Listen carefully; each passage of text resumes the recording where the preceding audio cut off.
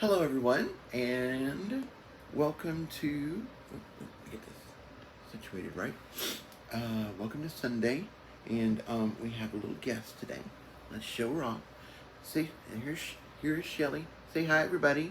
Hi. Look at that pretty eyes. Oh yes. Mm-hmm. So she's with us today down here, getting some snuggles. Also, I have a microphone, which hopefully is working right now. So that's very awesome. So anyway, so I'm going to try and do two more videos like I did last time. That worked out really well. And we shall see. Okay, so chapter 21 Red Eyes, that ended on quiet the cliffhanger. Because they did pretty good, and then they weren't doing so good. Um, so yeah.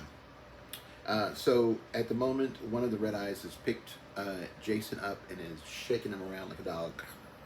If you guys have ever seen a dog with a chew toy. So I'm just going to pick up just the last little bit of the last chapter, and then we are off and running.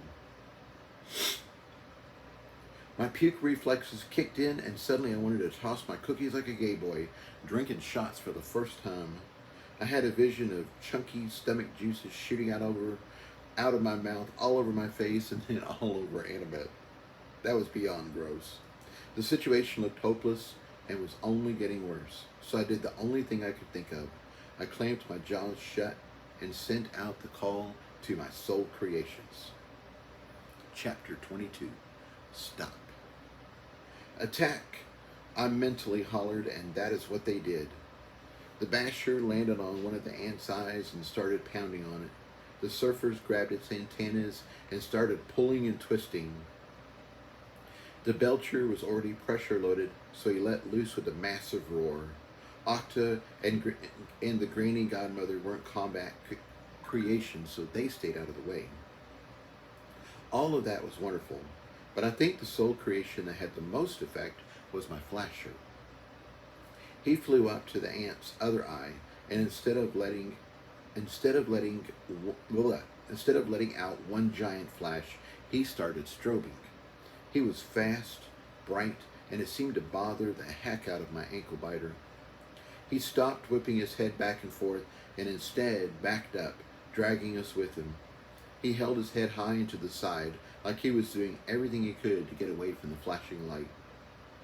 The moment of relative inaction let Annabeth gather herself and cast some magic of her own. Stop! She sounded like the voice of God, spoken through the earth itself, and obedience was mandatory. The red eye holding my leg froze, as did the other two looking on, which was a relief, as it looked like they were gathering themselves to jump on us again. Her command even hit me, and I had to push myself to shake it off. Annabeth didn't use her voice, my analytical side noted. I think she used her whole body to generate the sound. 1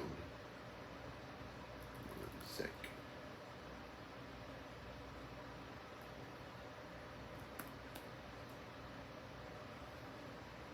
That was fascinating stuff, but our lives were in danger. I could think about that later. Meanwhile, the rope holding us together unraveled, and Annabeth staggered to her feet. She seemed almost as dizzy as I was. She promptly fell over, but she still managed to toss one end of the rope at the ant. It slithered around the ant's head like a snake and then cinched tight. Annabeth got back on her feet and reeled herself the short distance into the ant warrior. Then she summoned her shillelaghs and started bashing the heck out of it. The ant was still stunned by her command, so it just stood there and let her knock its head around. Its chitin was so tough that her blows didn't seem to do much damage, but at least it released my leg. I tried to get to my feet, but the vertigo from being tossed around like that was too much, and I threw up. That got Annabeth started, and she paused her bashing to throw up too. Then I threw up again, and Annabeth followed suit. The ground seemed to heave, like I was on a stormy sea. I tried to pull myself together, but it was too strong. T, I called. I need help. I'm on it, he replied, but it's going to take a couple minutes before you feel better. I don't have a minute, I hollered back. These ants are going to unfreeze at any moment. I need to be ready to fight now. Annabeth stopped puking and went back to pounding on the ant.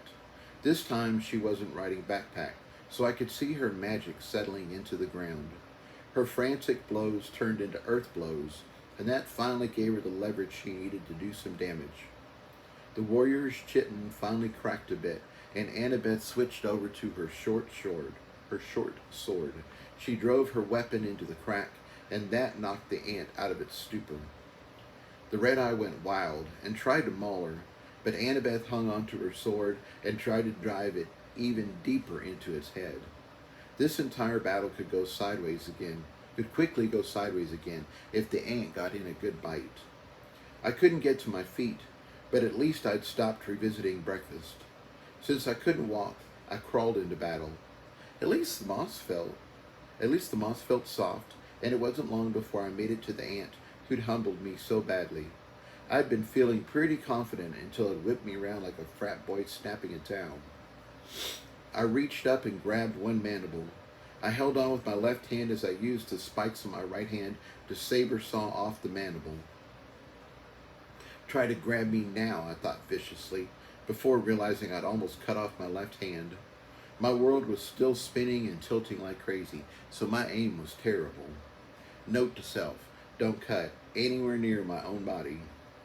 I was thinking about crawling around to the ant's neck when I realized my surfers weren't the only soul creations working on the antenna. They were holding it taut, so my flying miners could get in and get some good blows at its base. There was a faint snap as the antenna came free, and suddenly the warrior went buck wild. It tossed its head so hard it threw Annabeth through the air as it reared back and stamped down with its front feet. One of them landed on me, but I was surprised to find it didn't seem to hit that hard. The ant was very good at grounding himself and lifting things up, but he wasn't heavy enough to come down with a massive amount of force. Meanwhile, Annabeth didn't fly very far, as she'd been smart and tied herself to the ant. That magic rope was certainly coming in handy. Annabeth hauled herself back to the warrior, grounded herself, and began smashing its head again.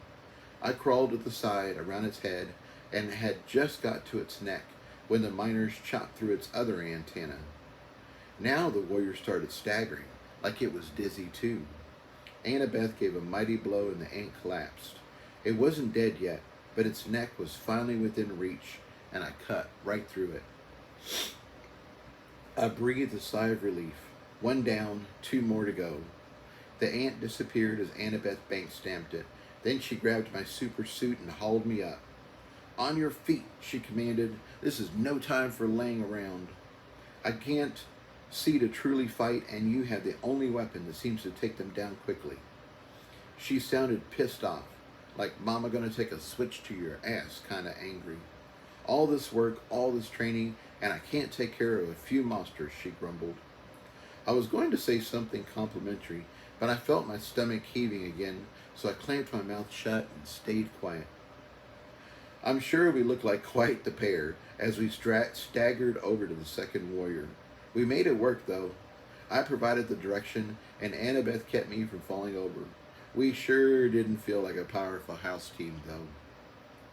I thought about sending over the flashers of my antenna team, but both warriors were still frozen from Annabeth's command, and I didn't want to wake them up.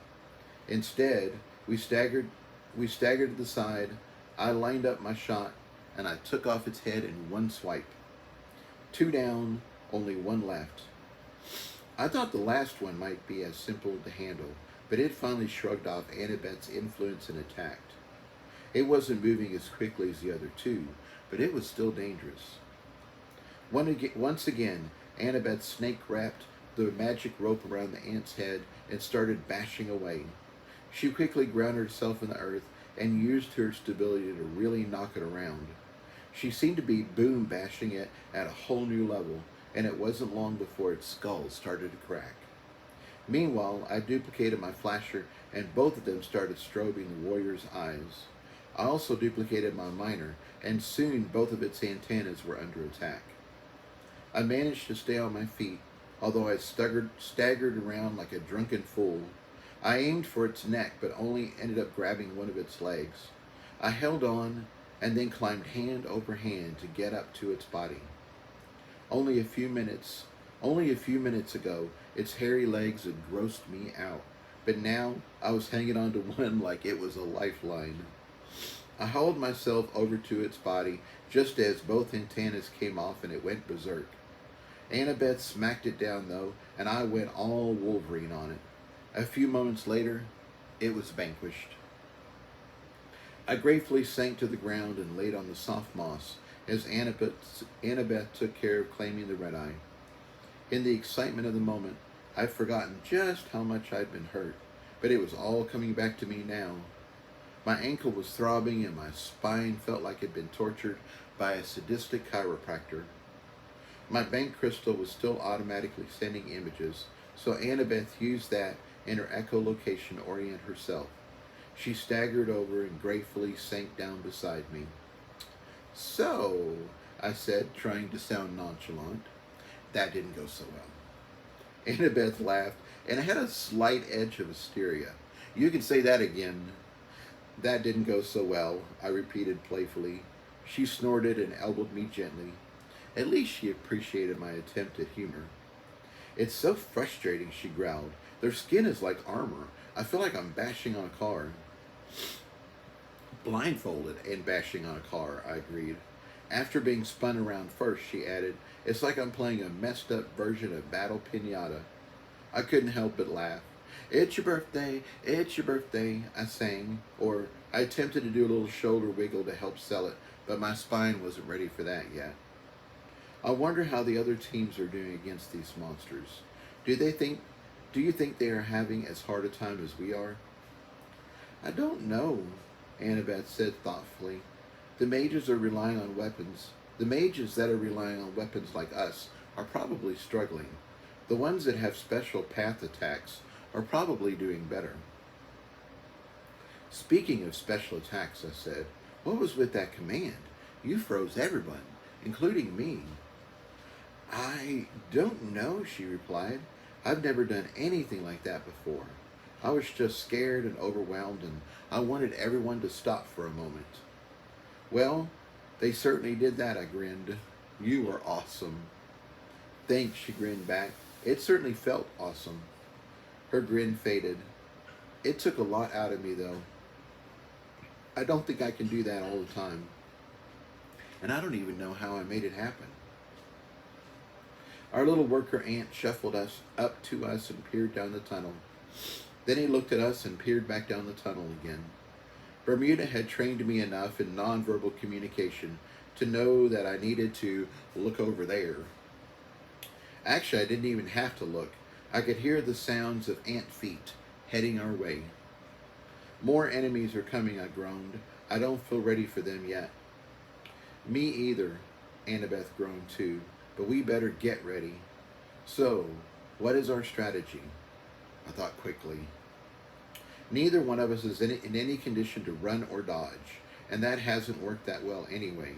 So let's ground ourselves in the earth, fight defensively, and slowly wear them down. Annabeth staggered to her feet and I tried to follow.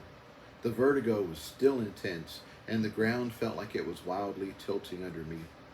"Maybe we should tie ourselves back to back," Annabeth suggested. "I can help keep you upright, and I'll know exactly where I am in relationship to your images." "That sounds good to me," I agreed, and Annabeth made it happen. She talked to the rope and it quickly tied a loose-fitting harness between us. It gave both of us enough room to move our arms and fight, but we could still support each other and feel where the other one was at. This magic rope was turning out to be a very versatile tool. "That still isn't good enough," my analytical side noted as the ground tilted hard and I almost fell over. Annabeth kept me upright, but he was correct. I couldn't fight like this. "How much longer?" I asked T quickly. "It should start tapering off in about 2 minutes," he replied. I didn't have 2 minutes. The red eyes would swarm both of us before then. I could see them heading our way, and there were at least 4 of them. That was sucky news. We were in worse shape before, and we'd barely handled 3 of them last time. I needed to get myself together, and I needed to do it now. Use the earth, my analytical side suggested quickly. You can't depend on your physical senses, so let your magic side be your compass. The actual earth isn't moving at all.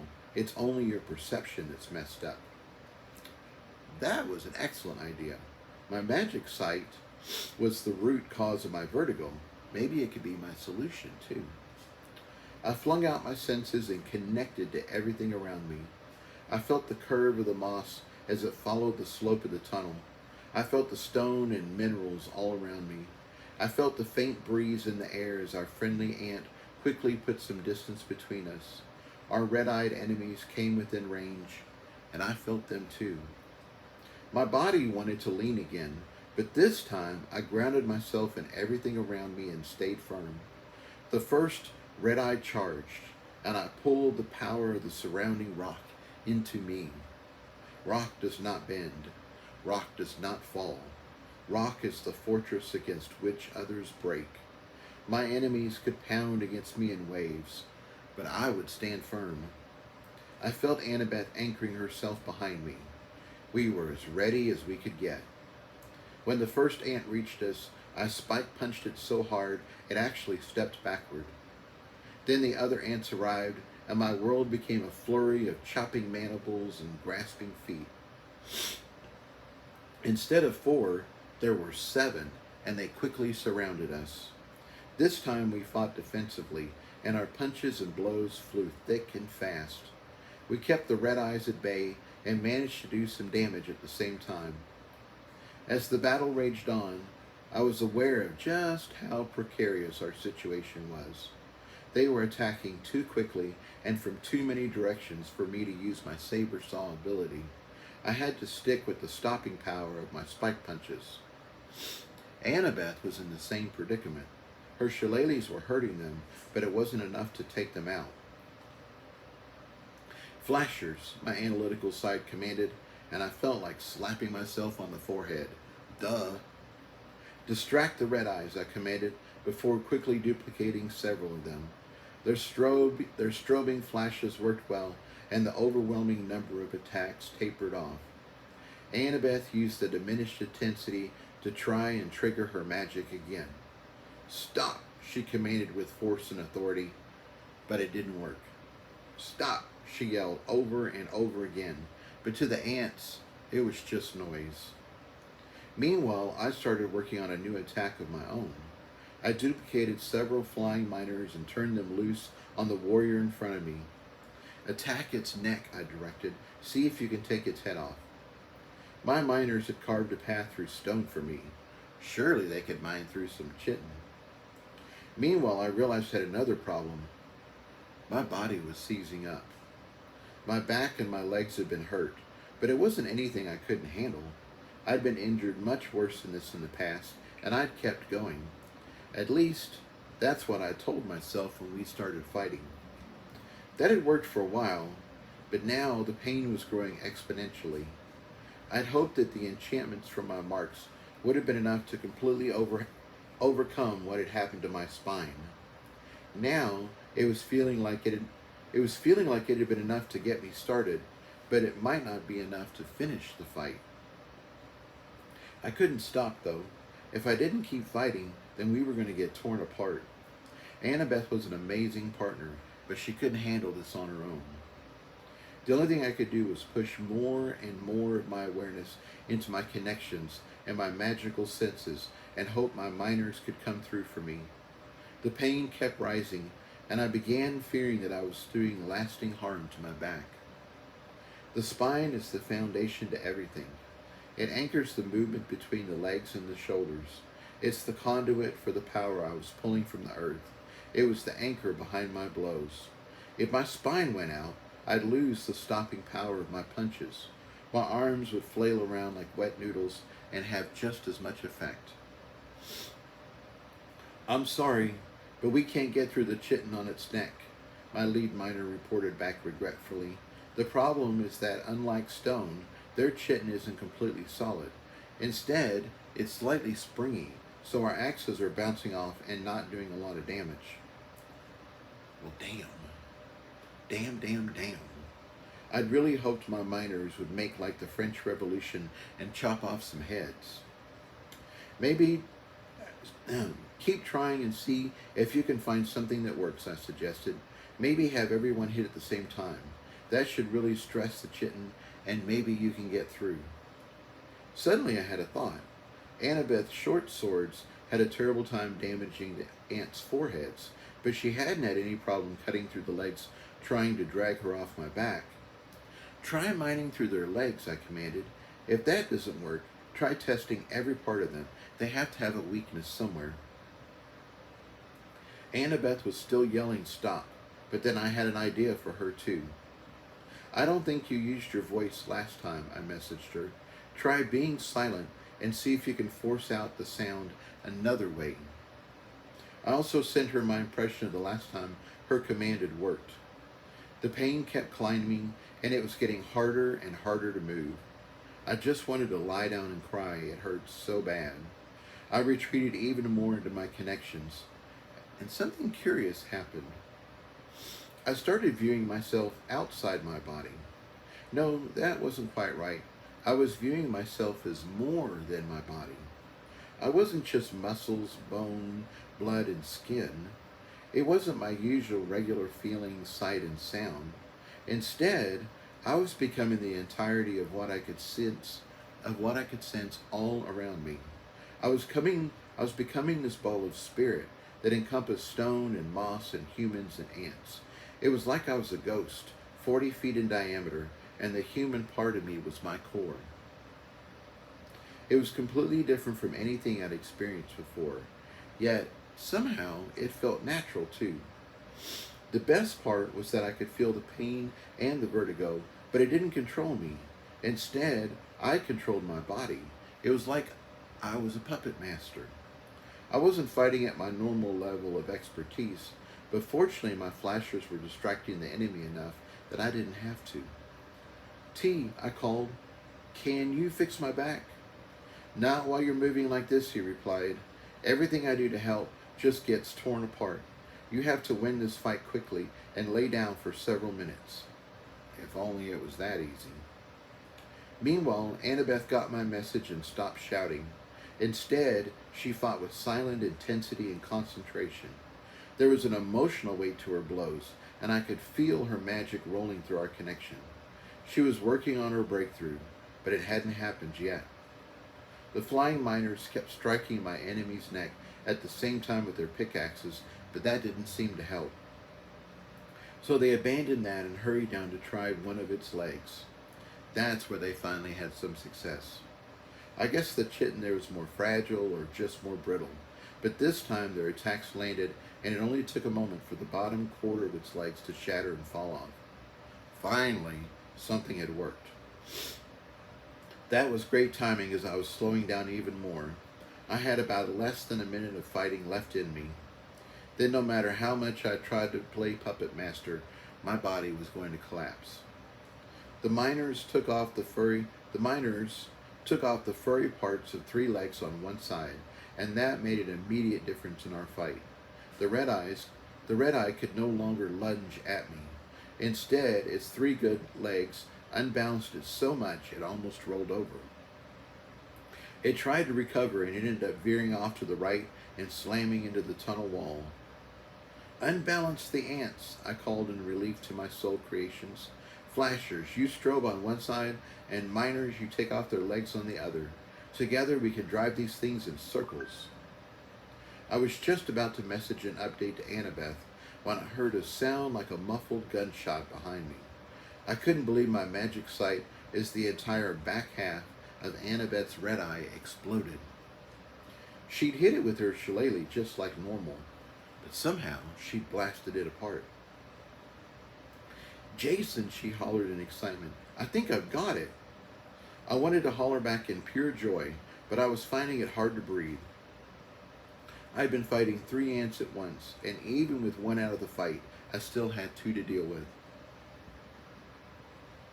Hang on, she replied. Let me try it again. We were down to 5 ants, 3 on me and 2 on Annabeth, as a fresh enemy stepped into the gap created by the lopsided wall banger. I would have cried in frustration, but at least I now knew what to do. I held them off while I created even more flying miners, and it wasn't long before two more of my attackers were lurching in circles and running into the tunnel walls. Meanwhile, Annabeth kept pounding on her two opponents. I could hear her magic lining up to do something, but nothing happened for several blows. Then her magic snapped into perfect alignment, and she blew out another red eye. This time I saw what happened, and it was truly an amazing act of sonic magic. When her shillelagh hit the ant's covered forehead, its red aura fought with Annabeth's aura for control over that tiny section. Since Annabeth was a powerful mage, she won, and that let her cast magic through her weapon and directly into its skull. She cast a cone-shaped pulse that started inside the ant's reinforced chitin and traveled down its body. It bounced down the length of the ant, shaking its exoskeleton the whole way. This time, its flexible chitin worked against it. Instead of losing power, the pulse seemed to gain energy, and by the time it hit the last segment of the ant, it couldn't be contained. The wave of sound shook the final bell-shaped segment of the ant and blew it apart. The ant collapsed, and I thought that surely it had to be dead. Its rear two legs fell flat, but somehow its other four legs kept kicking and tried to keep going. Whatever this red magic was, it was treating these ants like zombies. It wanted them to destroy anything and everything in front of them, regardless of how badly they were hurt. Fortunately, the red eye only lasted a few more seconds before its cursed existence expired. Annabeth now faced only one ant, which must have felt like a walk in the park. Meanwhile, the miners lopsided my remaining ant, and I felt a sigh of relief wash over me. I was still connected to Annabeth by the magical rope, so I concentrated on it and asked it to release us. With a few swift movements, the rope untied itself, and I could finally feel the soft moss underneath me. I carefully reclined onto my back and felt the tension melt away. All right. Okay, and that ends our our fight for 22 stop. Next week we have, what do we have?